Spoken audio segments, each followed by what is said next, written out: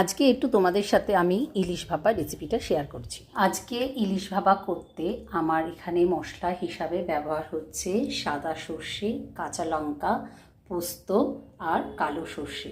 এটাকে আমি ভালো করে শিলে বেটে নেব মিহি করে। আমার এখানে মিহি করে মশলা বাটা হয়ে গেছে। এবার আমি মাছের মধ্যে ম্যারিনেট করে নেব।